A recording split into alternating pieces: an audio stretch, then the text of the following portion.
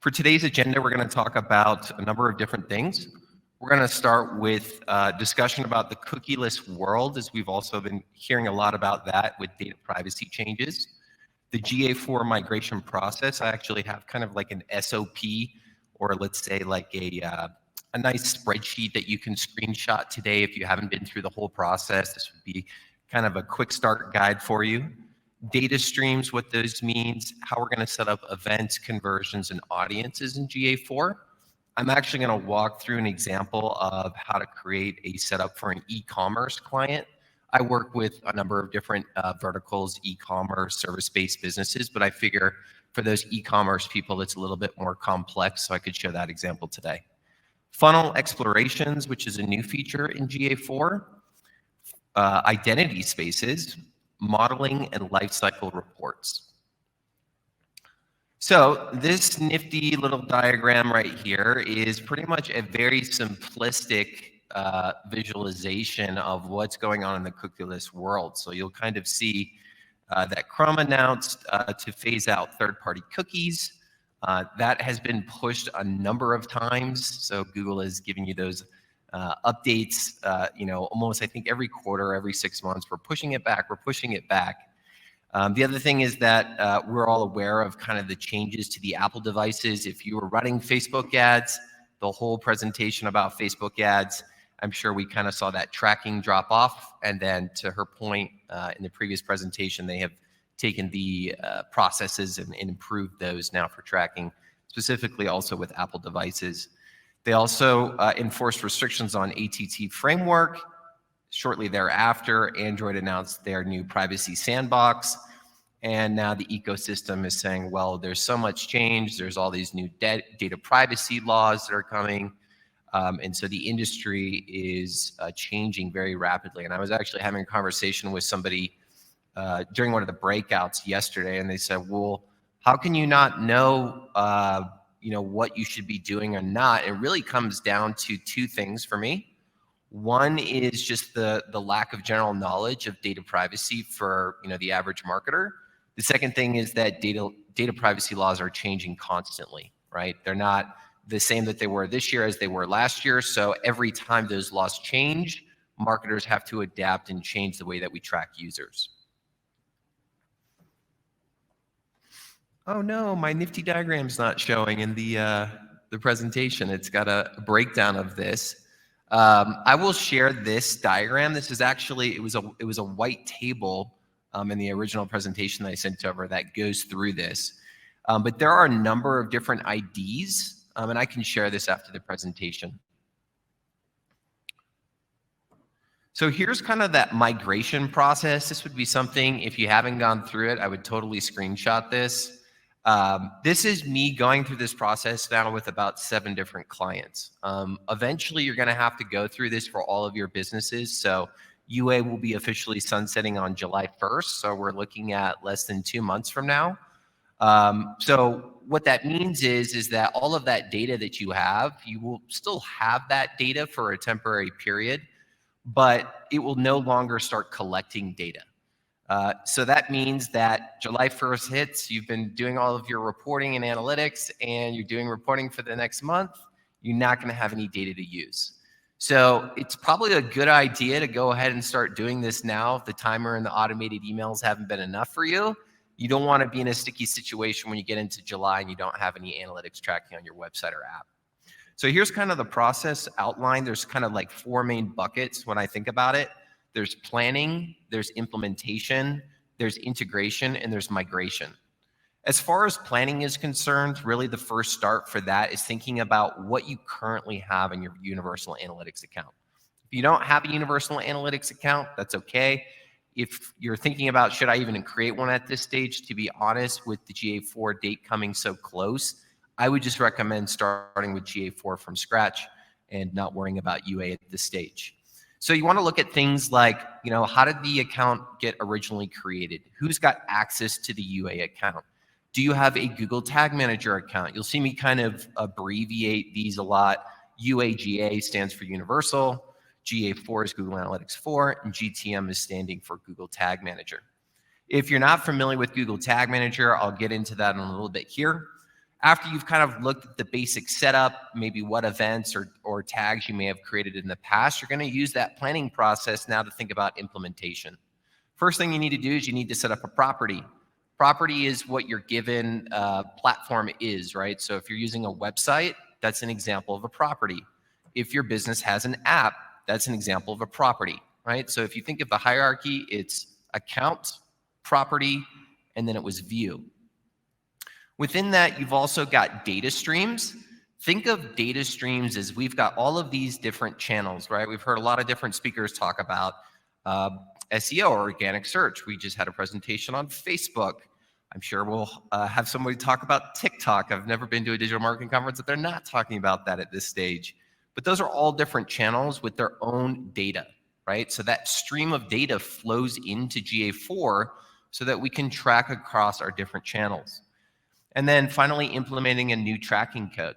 So there is a different tracking code now from Universal. It's a different piece of like JavaScript code. It's not anything complex. You can just go into the admin settings of your GA4 account and grab that code, and you're going to place that on every page of your website or app. You can also integrate that code using Google Tag Manager. From there, you're going to use something called Google Signals. Google Signals is also new in GA4. Essentially what Google Signals are is that they identify users based on their behavioral patterns. So they're looking at users that sign into their Google accounts, and what are the behaviors that they're taking? Are they looking at specific websites? Are they making a purchase? Are they filling out a form on your website, right? These are all signals that sends to Google's algorithm so that it can create the most holistic data profile of your customer or potential lead. You're gonna have a measurement ID. That's kind of what you're gonna use if you're gonna plug into Google Tag Manager. I'll get into a second again with Google Tag Manager and why that's important. Cross-domain measurement. This is a huge one in GA4. This is something that you couldn't really do that great in UA, to be honest, just because it wasn't built for that intention. But when I'm talking about cross-domain, classic examples of e-commerce store, right? Generally, unless you're using like an out-of-the-box solution like Shopify or Magento and you've got a customized e-commerce store, you're going to change to a different domain. So for example, SheratonDenver.com versus tickets.SheratonDenver.com, right? That's multiple domains. You're tracking the user as they move across those multiple domains. You also want to back up anything that you have. This is a big one. I was also talking about this in the breakouts with someone. There are a lot of different solutions for how to do this. You can manually pull your old data from UA. You can send it to Google BigQuery, which is a new solution for GA4 that's free now. And there's a bunch of other third-party tools. But you need to ask your organization, do you care about your UA data at all? And what is the process for migrating or storing that data? Then there's going to be tags and conversions that you're going to have to recreate. So if you're familiar with Universal Analytics, everything was based on goals, right? You would say, my goal is customer makes a purchase on this page, right? Goals are gone now. There are no such things as goals. Those are now referred to as events and conversions. Every event can become a conversion, but not every conversion is an event. So what I mean by that is an event is any action that a user takes on your given property. So if I'm on a website, I watch a video, that's an event. If I decide that for my business that video views on my homepage is a main KPI, I can mark that as a conversion.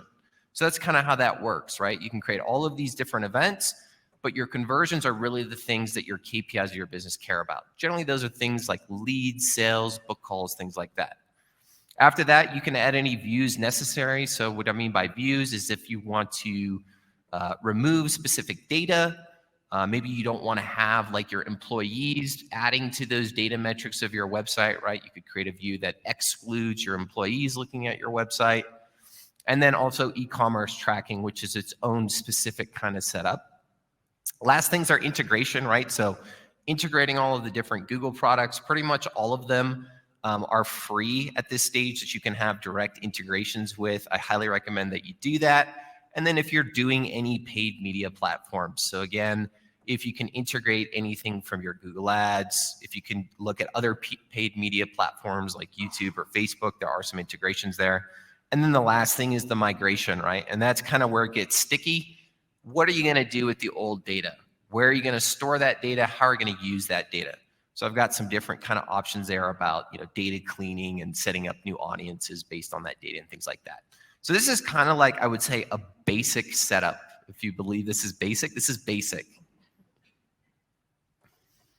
So data streams, just to follow up, very simple to create a GA4 data stream. You're just going to go to your GA4 property, create a data stream, and then enable data collection. You can do this for iOS, Android, or the World Wide Web, and you want to enable enhanced measurement if you can. The more data that you can give to Google Analytics, the better.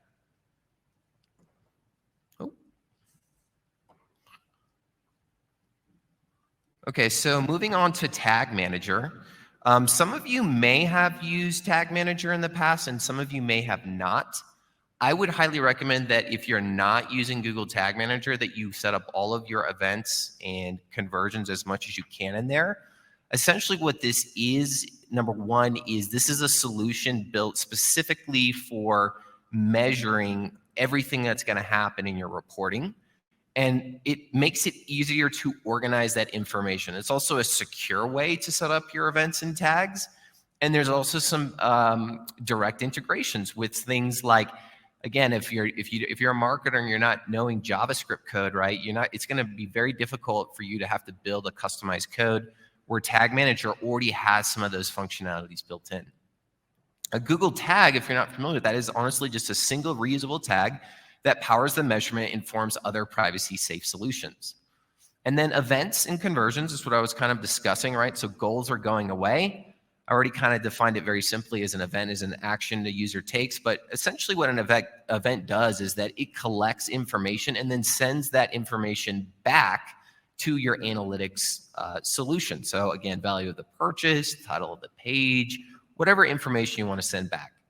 Conversion events are going to be the things that contribute to the biggest success of your business. So think of KPIs.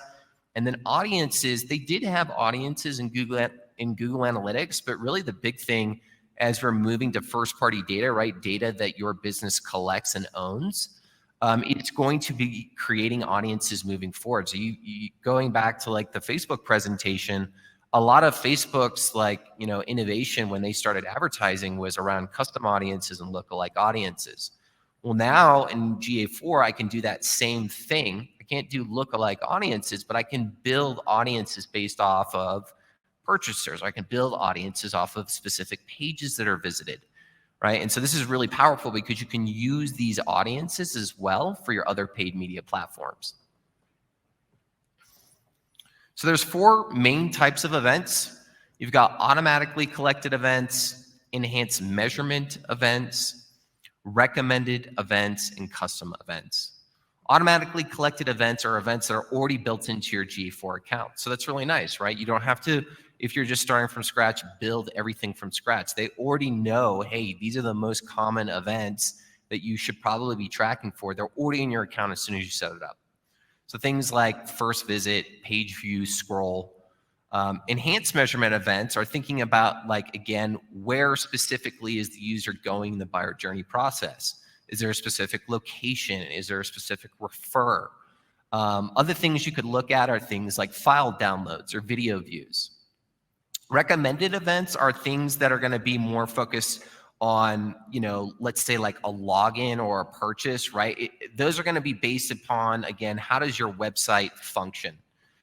So if, you're dealing with a senior home living example, since we've been using that example today, do they have to log into a portal to purchase that service, right? That's an example of an event that we would want to track because we can now run specific campaigns based on that login. Custom events, those could be anything, right? Classic example, that's a membership, right? A membership to a gym. That is not a standard event for every business. That would be an example of a custom event. Another classic example for any nonprofits out there is a donation, right? When anybody makes a donation on your website, that's an example of a great custom event. So I have an example here of all the different tags and triggers. If you're an e-commerce business, I've gone through the process of creating that whole e-commerce flow. So I'm not going to go into the nitty-gritty technical. This is more of just literally if you want to set this up for e-commerce and track how a user moves through the e-commerce buying checkout process, you can literally just take screenshots of these tags and triggers. These are all built in Google Tag Manager. So for example, I'm a user, I'm buying a ticket to the DigiMarCon conference at the Sheraton Denver. I'm going to the landing page and I'm viewing the page. That's going to be fired as an event name of a page view with the parameters of user reaches this location and this title of the page. Trigger is going to happen, which means that event is going to trigger as data now in my GA4 report when anybody reaches that virtual page view, right? And so whenever that happens, based on that tag that I just set up, I'm going to see a 1. Or if I had 100 people that day, that's 100 people that went through that page view process. Okay, so that's the page view. That's the first step in our e-commerce flow.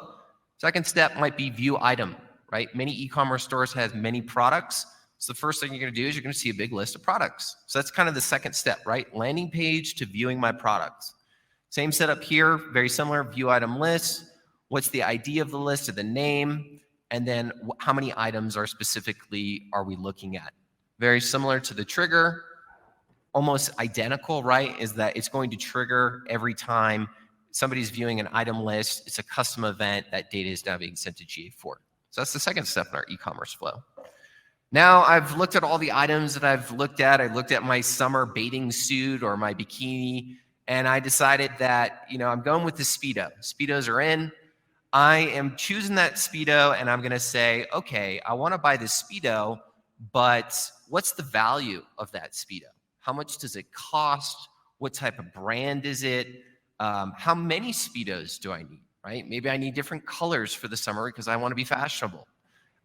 So this is kind of how I'm thinking about, once I have that item, right, getting values and sending that information back into GA4 so that I can start running more revenue-based information. This is also really powerful from some of those smart bidding options for any of my Google advertisers out there. You're going to have a very similar trigger there, right? Custom event. Anytime there's a view item, it's going to be sent back to GA4. Next one is add to cart, right? I've found the Speedo, or I found that amazing conference at DigiMarCon. I'm going to now add that to my cart before I make that final purchase, right? So here's an example of what an add to cart tag looks like in Google Tag Manager. And then the trigger, again, very similar. After I've added the cart, I'm going to view my cart to make sure I have the correct items that I would like to purchase. So view cart, same, very similar parameters, and then also the trigger. Last thing is going to be the begin checkout event tags, where I'm going to go fill in my information, right? Like my name, my phone number, my shipping address, things like that. And then I'm going to have a very similar trigger yet again. The last thing would be the purchase event tag, right? So what I've done through all these slides is I've shown you the entire process of going through e-commerce, and we'll get to why this is important in a second. Last thing is just showing all of those final purchase information, right? These are all first-party data collection points that you can use for your business to create audiences and run better campaigns long-term.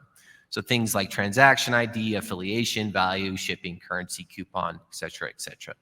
And then again, a very similar trigger as we've seen in the past few other ones. So you've got all of these different variables that I actually walk through that whole flow process, right? This would be an example if you're an e-commerce person or you're selling any product. These would be some of those variables. Think of variables, if you're a mathematical person, right, as something that would be calculated with value. So in Tag Manager, when we're creating events and conversions, we need to assign a value, right? That value could be, example, the page title, or the value could be a coupon, right? So we need to give some type of value so we know it's worth to our business or how we're going to be able to track that from a user journey. So where I'm going with all this is in the new feature of funnel form explorations. So what this does is this allows you to create segments and audiences from specific data points for analysis in your website or your app. You might want to have a specific time constraint, for example. Like, for example, if you're a mother and you're having a baby and you're buying a baby product, right? Maybe it's very time constraint there because you're going to need that product for when the baby's delivered. Identify where users are dropping off. So, when I went from view item to add to cart, did I have an 80% drop off rate because the button was on the bottom left-hand corner and I couldn't see it, right? So that really shows me in my user journey, if you know anything about UAGA, You used to be able to do funnel visualizations, but you could only do 5. Now I can create as many funnel explorations as I want in GA4, unlimited, and I can track all the different flows on my website. So if you're a service-based business, does the user go to a landing page that then fills out a form, that then goes to the thank you page, that goes to our blog? Like, how does that whole journey look? I can identify also, are there A/B testing options in the flow, right? Does this image work better? Should I have less pages and going into the flow? And then overall, just improving the efficiency in any abandoned cart journeys that might happen. So this is actually right here, to tie this all together, what a true funnel exploration would look like. And this is an example of a client that I'm working with in e-commerce. And you can kind of see all of those events with those bar charts on the right are exactly what I just went through, right? A page view to view item list, to view item, to add cart, to begin checkout, to purchase. And you can see that entire flow there. And you can see all these different drag and drop features that I can change to slice and dice my data in different ways that you couldn't do in UA. This is super valuable because if you're an e-commerce business and you don't know what your abandoned cart percentage is, you might be missing out on thousands of purchases, maybe millions if you're a big box retailer, right? Same thing with the service-based business. If you don't know where users are dropping off or what's converting, you could probably dramatically improve your conversion rates by just creating a funnel exploration like this. Next thing is identity spaces, right? So I talked a little bit, that intro about like data privacy laws, and there was that blacked out chart of all these IDs that things are being created. But to keep it really simple for you, there's kind of these like 3 main types of identification. So an identity space, you want to just think of that as different ways to segment your users to identify them. So with all these data privacy law changes, right, the strategy as a marketer now is, how can my business collect data that nobody else has access to, right? And doing it in an ethical way and using that data to run smarter campaigns and then push that to all of our media platforms, let the machine learning go and find those users, and you're going to have better results overall. So one way you can do that is through a user ID. Now, not every business has a user ID. You can think of, for an example of a user ID as like a login example. So, again, we're just using examples from the crowd today, like if it was a senior living home assistance, if they have a portal or, a login or something like that, that could be an example of user ID. Another example of a user ID could be like an app, right? If you've got an email or there's an app ID for the user, that's another example of an ID. What this does is it allows you to assign the user anonymous client, right? So this is really the powerful side of GA4, that we didn't really have this option in UA. There wasn't any predictive analytics within the platform. You're going to have to work with a data scientist to do that. We don't have to have a data scientist anymore to do predictive modeling. It's built into the tool. So modeling with these 3 things, behavioral modeling, conversion modeling, and data-driven attribution. So behavioral modeling is when we're using machine learning and we're looking at how the user declines cookies or where they are. Conversion modeling is based on those like main KPIs of business that we know, right? Leads, sales, revenue. And then data-driven attribution is going to be the standard now for Google Analytics, meaning that they are using historical data to assign and model that user long-term. It's not a last click attribution, right? Where it's, this is the last thing the user did before they made a purchase, or it's not a first click attribution model where it's like they found us on Google, but then they went to Facebook and they went to YouTube, and it's not a time decay. It's not any of these other attribution models. Data-driven attribution, that's going to be the standard for digital analytics, and that's pretty much the only option you've got, as far as I'm concerned, if you want to get the full benefits of GA4. So you can create these custom audiences, right? Recently active users, non-purchasers. It's actually going to give you kind of, if you're used to Facebook ads. I heavily researched GA4 the last year. I'm living and breathing it. I created a course on it. I was really happy to get to speak on this conference final on it. So slide 1 on sources, slide 2 on sources, slide 3 on sources. And that's all I got. My name's Benjamin Kepner. Feel free to reach out to me on LinkedIn. And you can also visit my company website at Global Social Media Marketing if there's anything I can help you with Google Analytics 4. I don't know if we have any time for questions, but I would greatly appreciate it if we do have time.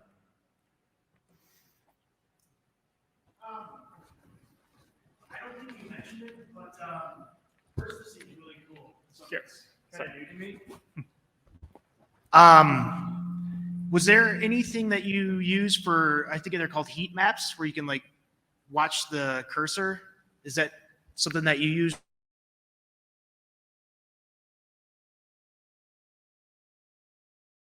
A paid course. Okay. Yeah, I'm super interested.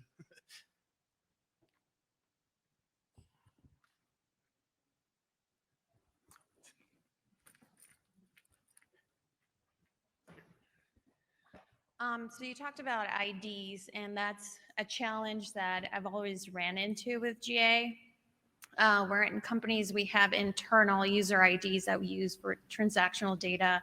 Usually when somebody logs into their account, then they're assigned that user ID. Okay. And that ID, in the past, we've talked about piping that into GA. Okay. I don't know if that's like something you've done before. Mm-hmm. Yep. But I guess always the challenge is that you have this large group of If you don't have IDs, they're going to randomly assign an ID for that user as soon as they access your website or app. And that's not going to be perfect.